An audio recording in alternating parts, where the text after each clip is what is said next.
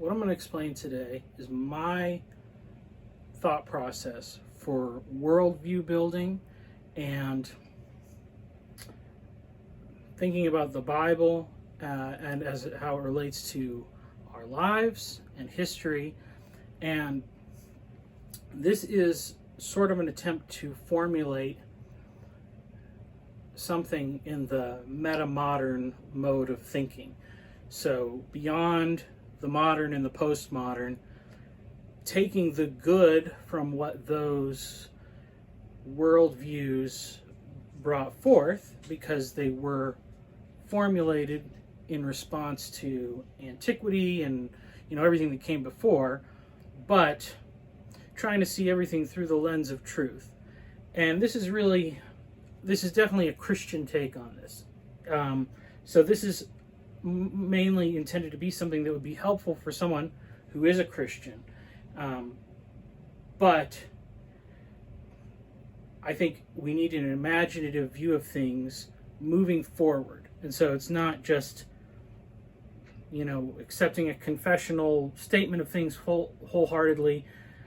This is the process that we need to begin working on, is reconfiguring everything for the new reality that we live in. So this is a crude representation of the image that Jordan Peterson's used in his lectures. I'm not sure who created it exactly, but somebody did. But it's the images of a hyperlinked nature of the Bible. And I'm starting with the Bible. Francis Schaeffer has a really good analogy that he uses when he's talking about the Bible, and its ability to be used as a way to learn and discern truth. And he said it's something like this: if you imagine you were in an attic and you found a book, and that book was ripped in half from the side. So you had the whole thickness of the book, but you only had the top of the book. What could you learn from that? Well, you would be able to learn that it's complete, because you have from cover to cover. So there is a complete entity, narrative, but it's not exhaustive because part of the information is missing. And he's using this as an analogy of how the Bible speaks true truths. There's from the Christian perspective, from a person who believes in, has faith in God, we believe that is true. It's revelation from God. And so every word of it is true. But it's half of the book in the sense that it's not exhaustive. The Bible does not contain every true fact about the universe. In fact, it's really a drop in the bucket. It's a book you can read in a few days if you were dedicated to it. But if every word of it is true, that's what makes it a reliable source. Now, most of us are starting from the point of the cross and the resurrection. So let's say, that's the Old Testament, this is the New Testament, this is where that event happened. So this is kind of a representation of history, because here's Genesis, here's the incarnation, in a span of 4,000 years. It's like the life of Christ from birth to death and resurrection is relatively short. And then, of course, we have the New Testament era. So, this would be the Old Testament. And, maybe you could say something like, that's Torah or Pentateuch, Kings, prophets. Now, there's poetry and all that stuff, but as a timeline. So it's the book, the canon, not all in order, but it also is representing a timeline. That's what I'm saying here.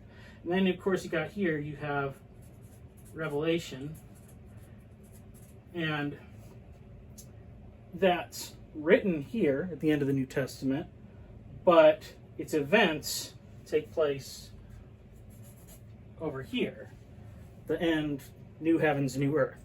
So, you could, in some ways, if you want, you can take some of these lines and, God's plan reached from the beginning all the way to the actual end there. So that's kind of part of the way I'm going to talk about. So this is the place where a Christian starts. You yourself have come to a saving faith in Jesus Christ. You believe in the truth of the resurrection, and that is, we can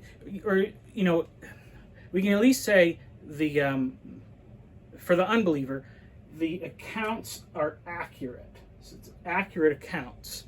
Whether you believe in the miraculous nature of the resurrection itself, the reporting is accurate. I think you should believe. But, there's a spiritual thing that happens there. It's not just about facts.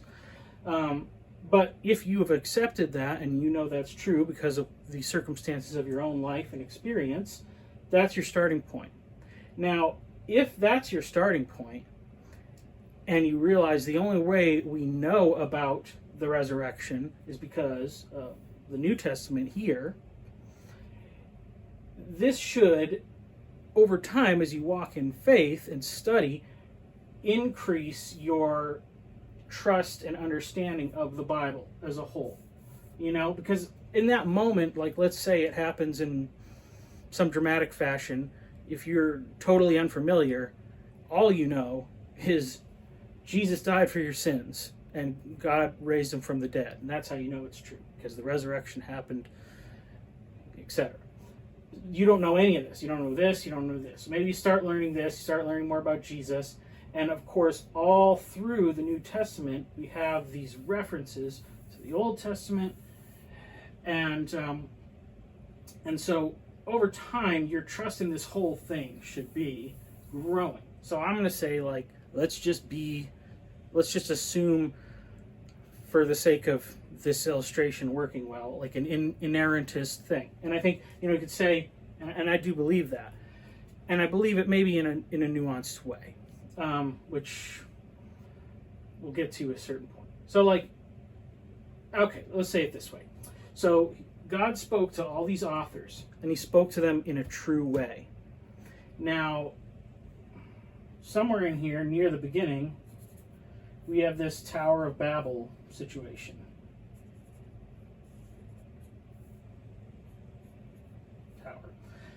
So, languages are split. Now, there's not a better explanation for why we don't have a single origin of language. There are languages all over the world that are totally unrelated. So whether you want to just say they developed all separately, independently, either way, Tower of Babel is a good explanation. We're trusting the Bible for this illustration. So let's say that's what happened. So because of that, God spoke to people in certain languages, but he knew that there were other people who spoke different languages, and that message would need to be translated. So if differences in the truth being translated from one language to another is not something God didn't think of. He knew of that. So when he spoke to the person who he had write it down in a way that they understood it and that they would communicate it in their particular given language, Hebrew, Aramaic, Greek. And then he knew all the things that would happen to that message along the way. So he knew ahead of time there's going to be a Latin Bible, and there's going to be a Greek Bible, and eventually into English and all these things. He's aware of all of that. So he didn't say things that were really going to mess it up if people translated it wrong. Now, he also would have to be, being God, being omniscient, aware that some people would make honest mistakes, scribal errors. A letter that looks like a different letter gets, and then we have two things And so you say, which one is true and which one's not true? Well, God knew both of them were going to be out there. Maybe some people have an easier time coming to faith because of this translation, and other people have an easier time coming to faith because of this one. He can use both. And it could even be that he knows some people are going to mistranslate things intentionally. For instance, in the Samaritan translation of the Torah, it seems like they changed a couple things, because they wanted it to say Mount Gerizim instead of Mount Ebal or whatever. And so, because they had this turf war with the rest of Judah, they're saying, no, it's our mountain. So they changed that detail. God knew that was going to happen. Jesus came, he spoke to the Samaritans. He didn't say, but just so you know, you guys are wrong mountain. No, what did he actually say? He actually said, it doesn't matter which mountain. You worship in spirit and in truth. So God knows all that stuff. So we can kind of put that aside. Basically, whatever Bible you have, it's a good enough Bible. It's going to work for what we're discussing here. So, so there's a miraculous kind of thing about this, just in the fact that all of the different people that God spoke to and had write things down over time, they had a limited understanding. King David, King Solomon, Samuel, they had this part. They didn't have any of this. But they wrote it in a way that it connects.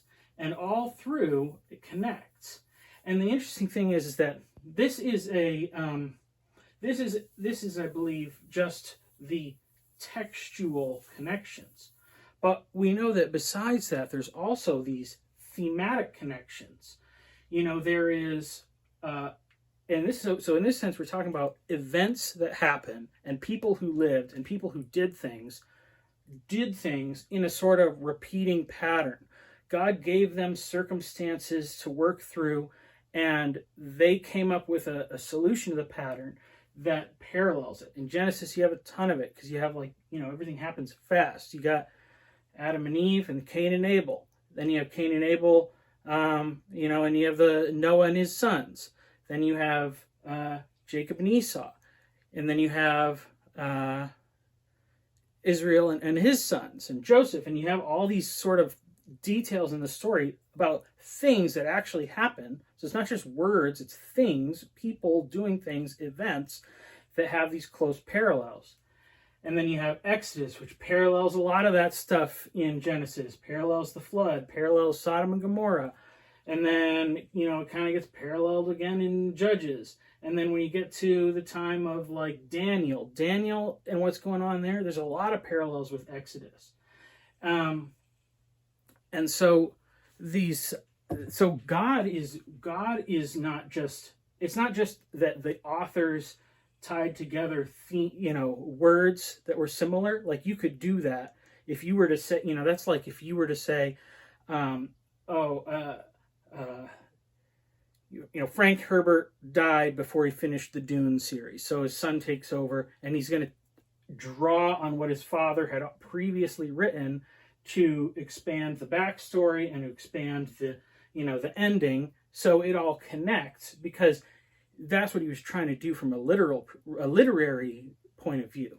But we're talking about people's lives and events following these patterns, and you can't make that up. So that is God.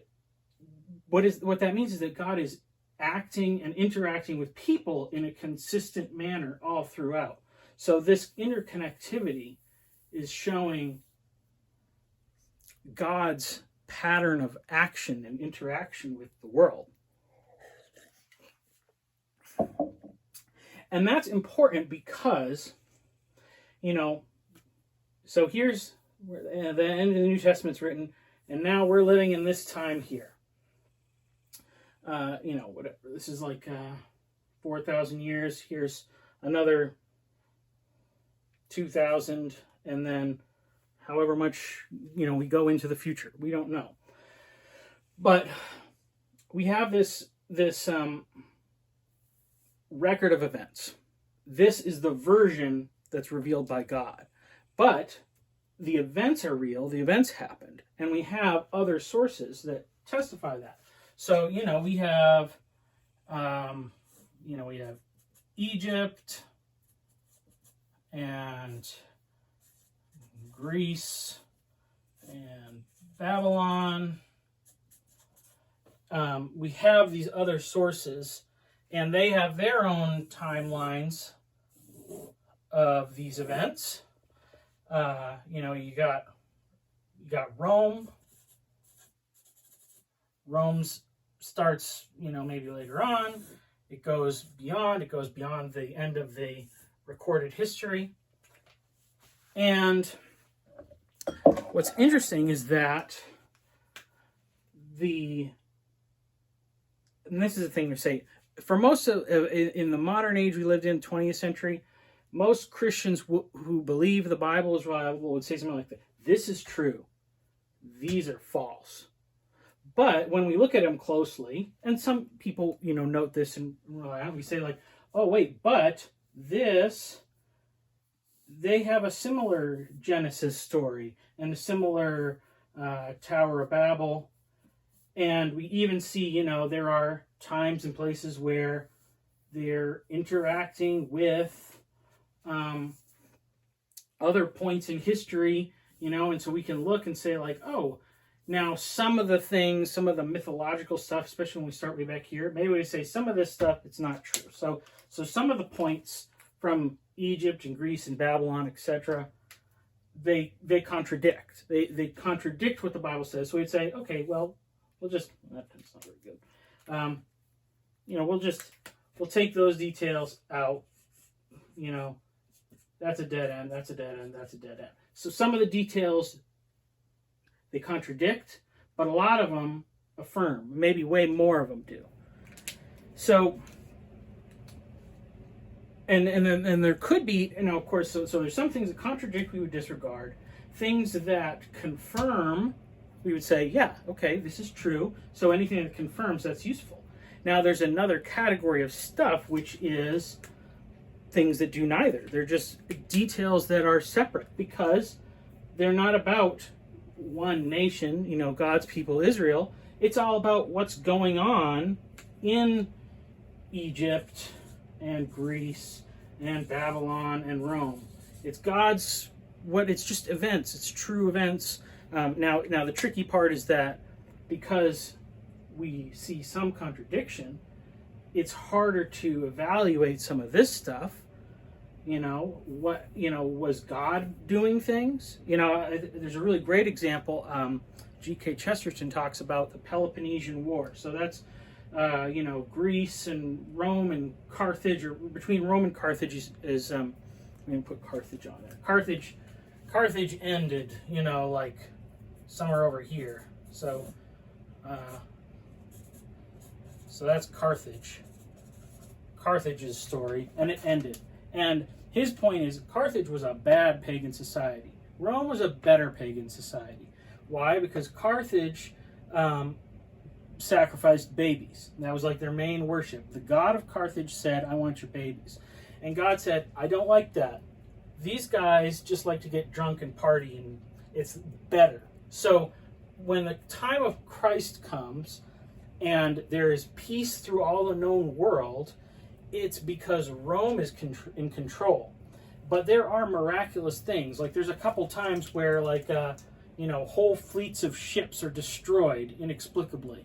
And so you see miraculous things happening. So it means, okay, God had a hand in Rome taking over the known world and not Carthage.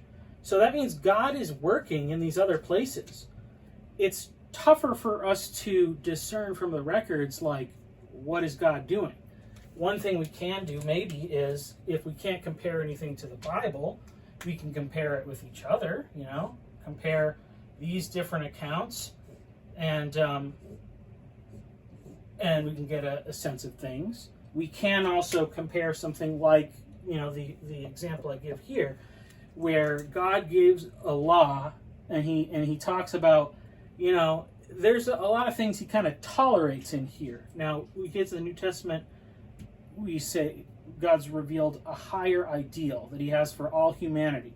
But at this point, he hasn't revealed that much. Like, at the very beginning, he says to all the humans, be fruitful and multiply.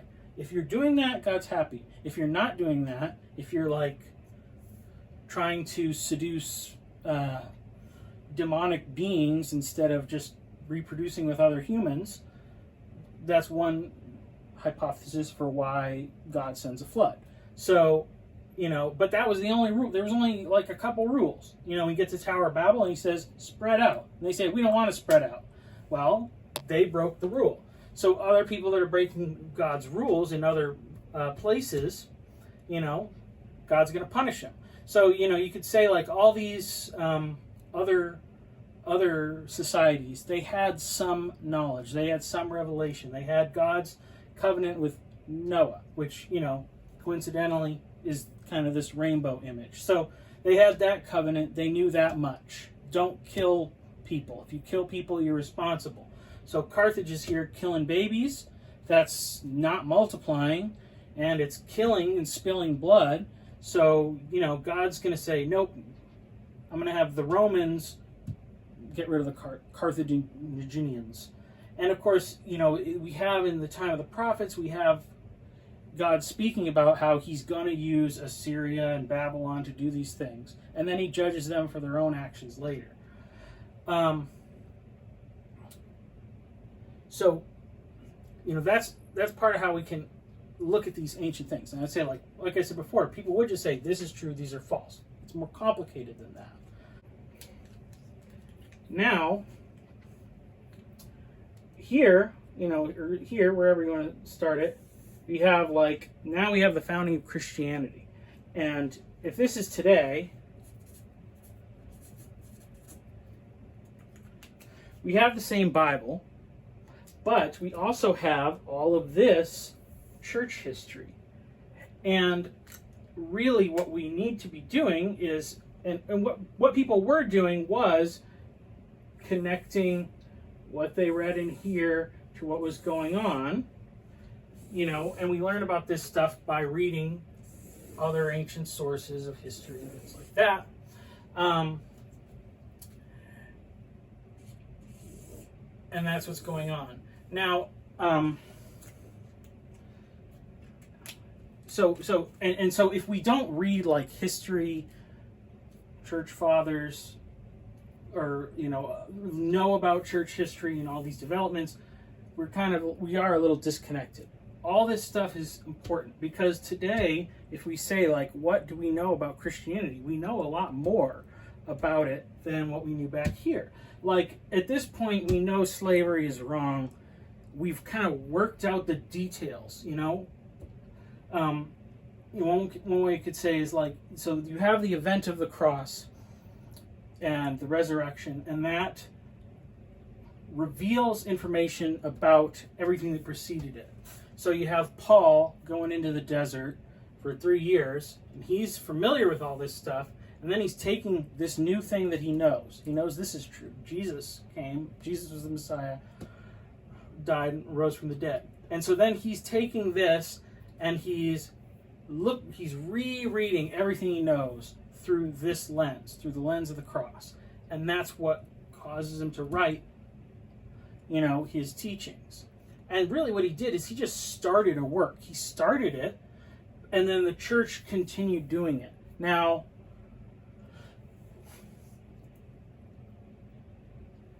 there is I think, very good reasons for the sola scriptura approach, saying that there's something unique about the Bible itself, this body of knowledge. Once you get past this point, there's a little bit of debate about some stuff, and you could say, like I said, it's connected. So you have church fathers and things like that, other epistles, other writings, and events that show this is what a Christian life is like, this is how it should work, and they're being reconfigured into new contexts, as things change over time.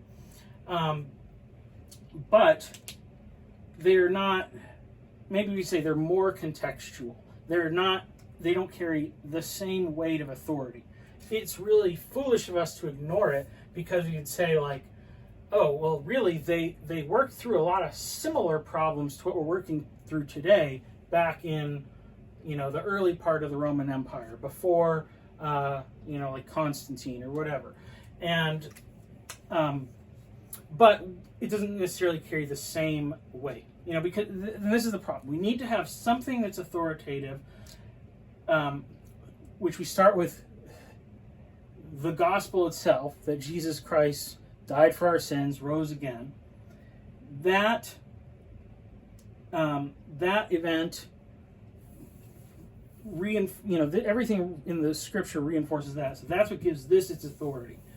That it's true that God spoke to all these people to lead to this event. Everything else, it's more like these things. It was people trying to be honest, trying to be truthful, occasionally maybe manipulating things, maybe being mistaken, or people having limited knowledge. So we just have to weigh it differently. It doesn't mean we shouldn't trust it, but we have to weigh it differently. This is why I don't personally believe like in an infallible church, because of all the history. It shows it doesn't really work. It works, when people wrestle with stuff, when they work through this, when they take all this body of knowledge and recontextualize it for their time and place, they're getting it right. They're making the right decisions in these different points in time. But prescribing the solution that they came up with here, like dealing with early heresies or something, Arianism, so they work out a solution for this, and then saying, this is true for all time. Well, there's a true element, but the true elements come from this, and they are filtered through this context, and then we can use it, but it's not because he said this, it doesn't have the same authority. And of course, there are people who wrestle with this, when Paul says, I say I don't permit a woman to teach. Is that Paul saying that, or is that God speaking through Paul? I don't know. Chances are, a lot of times, when we think that we know for sure what God's saying, he sometimes proves us wrong. So, you have to say, I don't know. I don't know is your friend, because none of us knows it for sure. Now, at a certain point, we have other things, and like, for instance, at some point we discover the New World, and we find out that not only was this all happening, but there was other things happening somewhere else that we weren't available. We have the New World, we have the Far East. We have like Australia, or all these other things, and we find out that people have been there. Now, the interesting thing is that when we go to these, find out about these new people, they have a lot of this stuff. They have really similar accounts. I think that's pretty compelling evidence of something. Figuring out exactly when and where and all that, we have to hold a little bit of a loose hand, I don't think that's the hill to die on.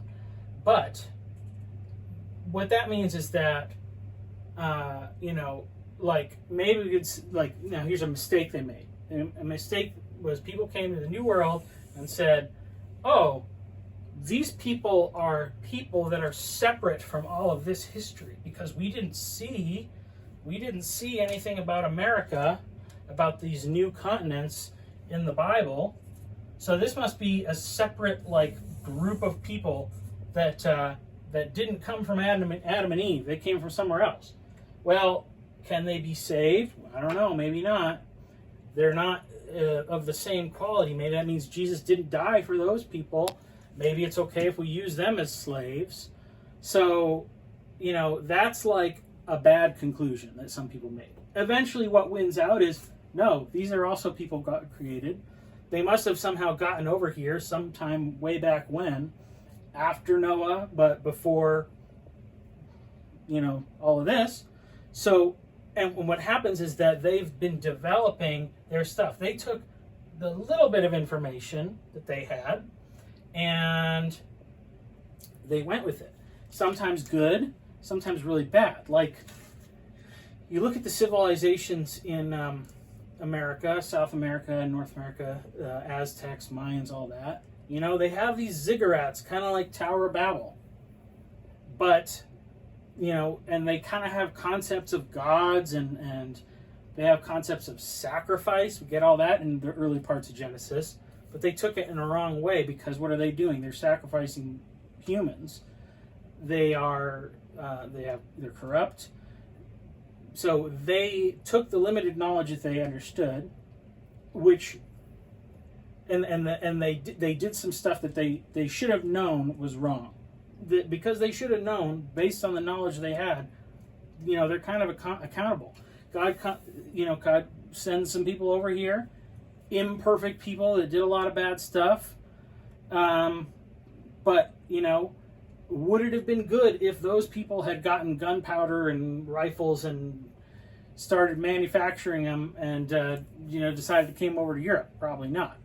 Others, become Christians. Now, this is all like messy stuff. It's messy. This is the problem. We kind of have to work it out today. This is the only thing we can say for sure, and this is difficult enough to understand. But even using this as a starting point, we have to have an open hand.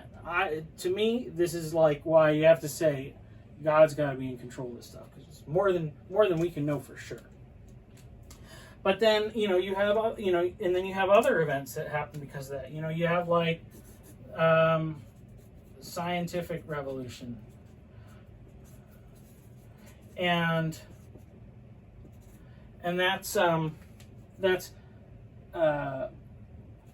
started by Christians. What that is they're working through this stuff. They're saying, if God created the world and He gave us these senses, He's, He designed this world to be understandable. He wants us to understand it. He wants us to learn about it.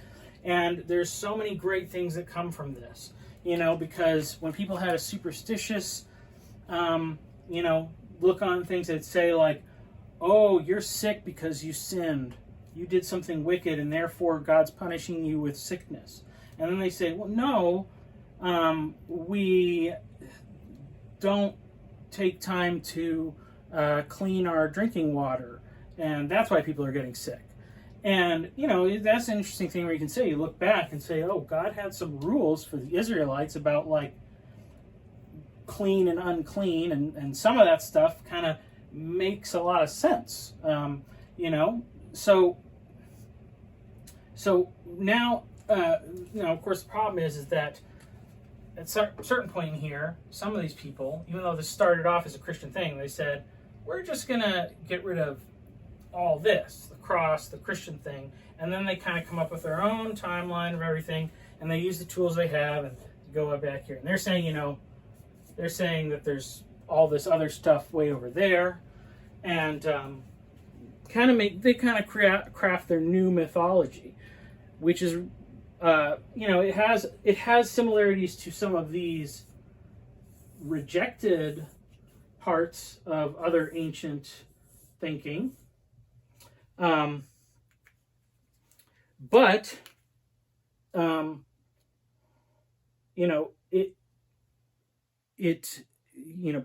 they're using good tools to figure some of this out. Now we get into a problem when we say like, the Bible says the world's a certain age, or this is what happened, and science proves it wrong. Well, what really happens is that people had a certain interpretation. Remember, because at a certain point, nobody knew about this part of the world.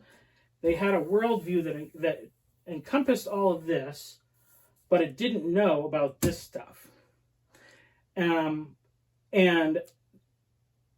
the Bible didn't mention this stuff, but this stuff does not contradict the Bible. Because remember, in a sense, the Bible is like having just the top half of this book. And, occasionally as we go out in the world, we find pages that connect, and we can sort of get a better understanding of some things. Some of this stuff makes sense. You could say, in one sense, we have the top, and we have the bottom of, we have a bunch of bottom halves, but we don't have the whole bottom half. So we're piecing it together over time, and kind of what our job is to find those missing pages and plug them in, and then that's when we get over here, the whole story is complete. So maybe in some way you could say we have the top half, we're missing some pages toward the back, we have the last pages, like in the book of Revelation, but we're missing like a section, and we're missing the bottom half, and we're trying to put it all together. So some of the discoveries of things will ruin certain interpretations of this, but if we find things that we know are true, and we, using all the senses that we have, our experience, things that are measurable, the implications, looking at history, then we can look back and say, does this invalidate this, or does this just mean we have to look at this slightly different? And some people will plug in like all of the ways that people do that to try to say, oh, billions of years of time and evolution, all that stuff. None of it contradicts it at all. And then you have some other people that are saying, a lot of this kind of like other worldview is starting to show some cracks. So I think we're better off trusting this. If you put your faith in Jesus, you're better off trusting this over anything else. And you kind of have to use this as a lens to figure this stuff out. Now, the problem is, we could, our own understanding of this might see a conflict that isn't there. And that's some of the things we work out in history. And the other interesting thing is so from this point on, really what happens is, if we say this line is the church, and this is church history, and here we are today, and it's going to keep going. There's another parallel line, which is those who were there and rejected it. And this could be a lot of, this is just everybody else, everybody who didn't accept Christ at that time.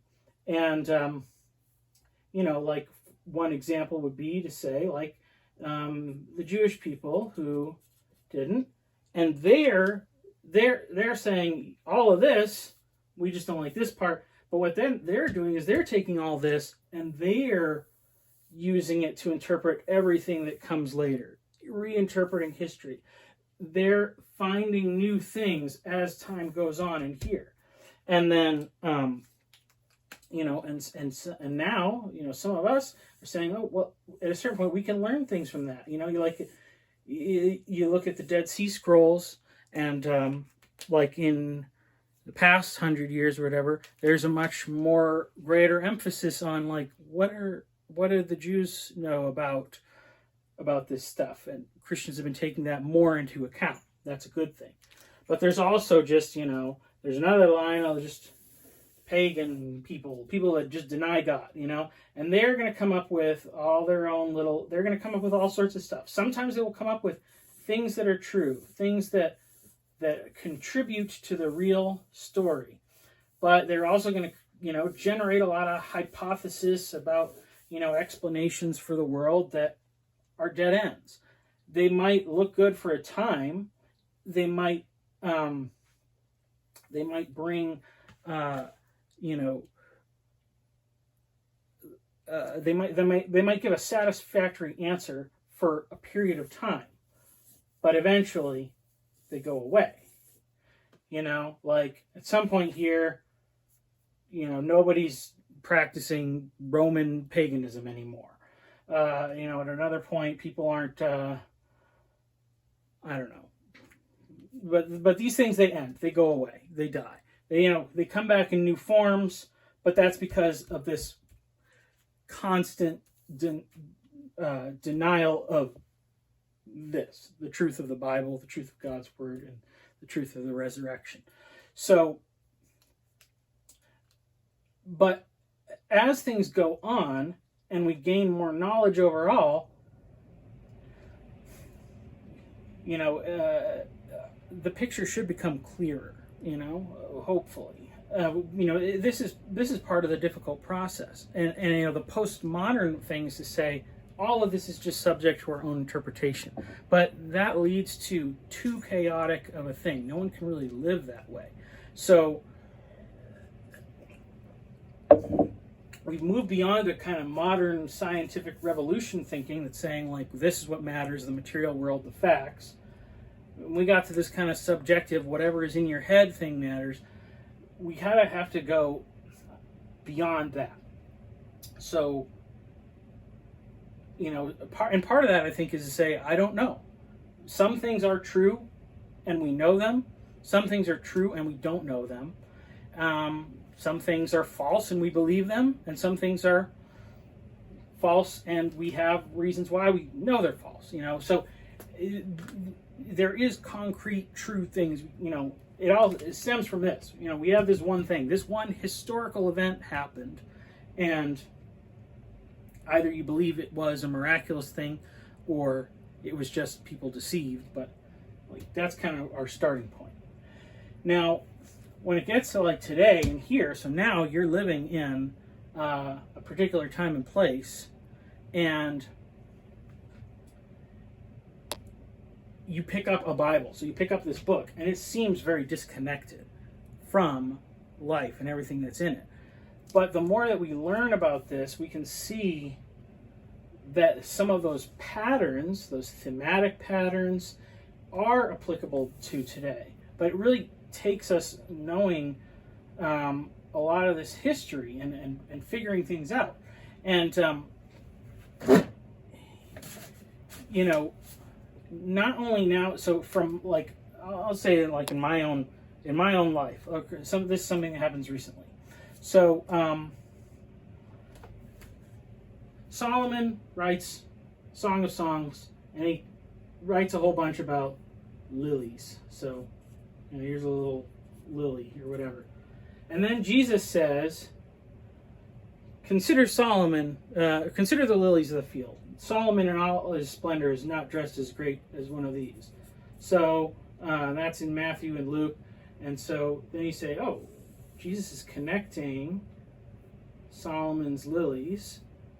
So he wants us to go back and think about this. And then we think about Solomon and, what else is he saying in the Song of Songs? He's saying that lily is surrounded by thorns. But that's the object of his desire. So what's he going to do? He's going to go through the thorns to get the lily. Christ went through some thorns to save us, You can make a connection like that. And then most of the people just really read that verse and say, oh yeah, that's nice. Consider the lilies. It's poetic. And then you get to your today, and I pick up a book from Rich Mullins, and he's talking about Jesus told us we have to consider the lilies. And he's saying, whoa, he's saying it like a command. And so the first thing I'm saying, what is about a lily? And that means that, we now that we live in this age, we have scientific knowledge, connect that to a lily. But also, he writes a book, that connects to me, connects it back to the Bible, and then I'm connecting it to the science part, and then I'm connecting it back to this part with Solomon, and then that's increasing my knowledge about Jesus, and it's kind of looking like a crazy conspiracy theory map here. But the point is that not only is it a connection within the Bible, it's a connection between then and now, and it's a connection between me and a real thing, which is a lily, a physical lily. And, I can look at the characteristics of that. Like, it has a certain conditions that it needs to grow. Now, I can say, so I'm starting from here, the point of faith in Christ. That's why I believe the Bible's true. That's why I care what it says. But, you know, when we look at this whole big thing, not only do we have this interconnectedness of this book, this is what makes this book special. We have these other sources. Now, these ones we've had for a long time. But then, you know, we get other things because now we have like science, we have like archaeology. And when we go take our archaeological tools to all these different places back here, they are also connecting to this information. They're validating it. You know, we have all sorts of science that we've learned about the way the human mind thinks, you know, like DNA and information theory and, you know, all these things. And every time we learn something new, we have to always hold it loosely. But, you know, because I could just say something with authority and say, like, aliens are real and they come from this planet. Whatever. But you need to have other ways to verify that. Like, if they never show up, why would you believe that? If there's no, like, video evidence, why would you believe that? But ultimately, every time new stuff comes in, there's always going to be a stream that challenges the truthfulness of this. But time and time again, all this new stuff also seems to bring in a stream that really confirms it, you know, because, you know, if you take like Darwin or whatever and we say like, yeah, he was right about some stuff, change over time, absolutely. The Bible doesn't really talk about change over time, but we can observe change over time to a certain degree. But the fact that we all started from a single cell, well, there's real problems with that idea, because Darwin thought a cell was just undifferentiated protoplasm, and now we know it's way, way, way more complex than that. How does DNA just come from chemicals? They're not going to self-assemble. So, you know, we learn some true things, and then, you know, we have some wrong ideas. And a lot of times it's the ideas that are opposing this worldview that will stir up the new information. The church itself, you know, church history, it doesn't really innovate a lot. One of the main ways that it does innovate is by refuting the claims of people who are trying to deny this.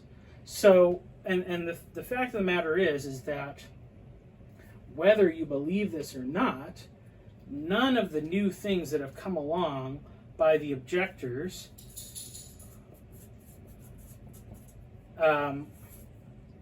actually has invalidated this. It may cause us to have to go back, and sometimes all the way to the beginning, and maybe we say, was there something before the beginning? I don't know. It says beginning, so, you know, I think that's pretty, I'm going to say that's the beginning because it says beginning. That's me. You can have doubt about that. But, you know, so sometimes we have to take this new piece of information, go back here, run it through all this stuff, compare it with all this stuff, compare it with, you know, other fields of research. But I would say that over time, the case for this being a reliable source has only been strengthened. And if that's so, then it's still the best lens for interpreting everything else that we encounter today. And our job is to study this and study as much of this stuff as we can. And I'm, you know, saying like, okay, so here's one field. We could say this is like a field of ancient history and mythology. And then I talked a bit about science, and that's one thing. But really, like,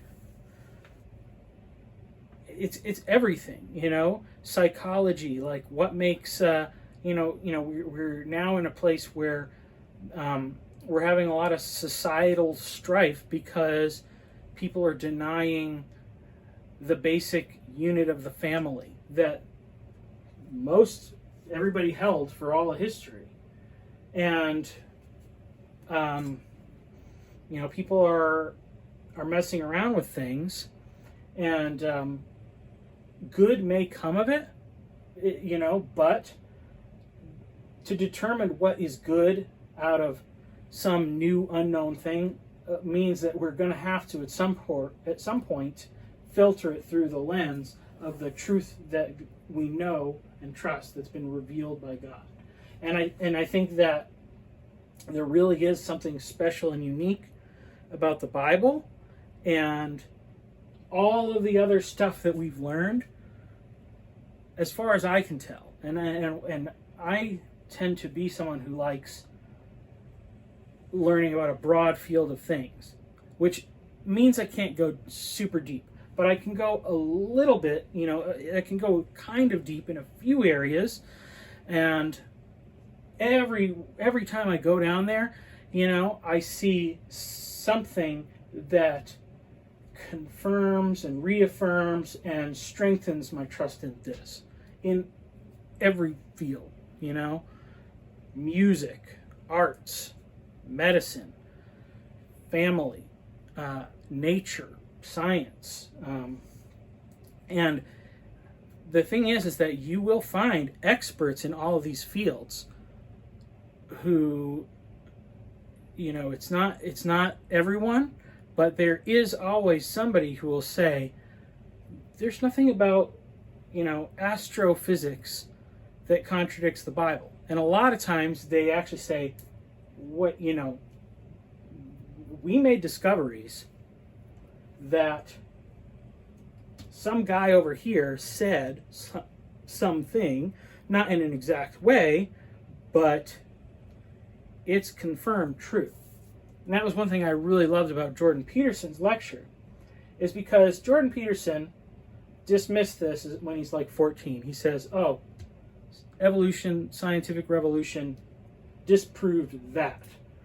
So he said, this is false. Obviously, all these things are false too. Or we can learn history from it, but all that stuff about spirits and how God created the earth and all that, that's all just myths, made up stories.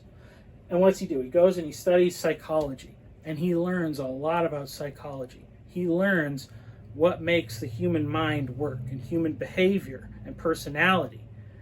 And then eventually taking that body of work, and saying, like, if you have phobias, this is the way you have to treat it. And if you try to treat it some other way, it's not gonna work out.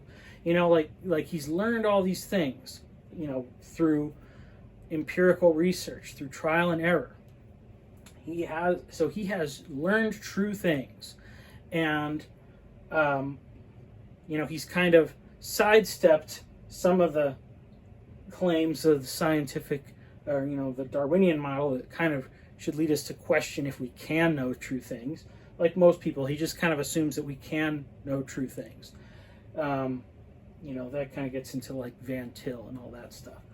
But he's learned how to figure out true things about, and in the area of psychology, he really knows his stuff. And then he goes back and starts studying these stories way back here. And he's blown away, because how did they know, these, supposed ancient people, ignorant, whatever, man, they really had a grasp on some true things. They don't use clinical language. They didn't have a term called psychology, or, they didn't know about brain chemistry. They didn't know any of this stuff. But they really presupposed some true discoveries that would be made thousands of years later. And so what it does is that then, from a psychological standpoint, revalidates all of this. This is, if nothing else, this was not people making up stories or lying. It wasn't intentionally deceptive. It wasn't just a random thing. This is a source of truth. And and that happens over and over again. Like J. Warner Wallace is like a forensics expert, and he goes through and says, oh yeah, you can read it that way, and it makes a lot of sense. You got a guy like Lee Strobel, an investigative journalist, and he says, oh yeah, you go through and make this sense. Charles Colson's story, I know this is true because during the Watergate scandal, we couldn't keep our act together for 2 weeks. And if 12 guys can't get their act together for 2 weeks, there's no way that 12 guys would make up a story about a resurrection and die for it and corroborate each other's evidence perfectly if it was just a lie. So that's where I want to stop today because I don't have any more time, and hopefully this is useful, and I'm going to do more of this as I begin teaching for our church.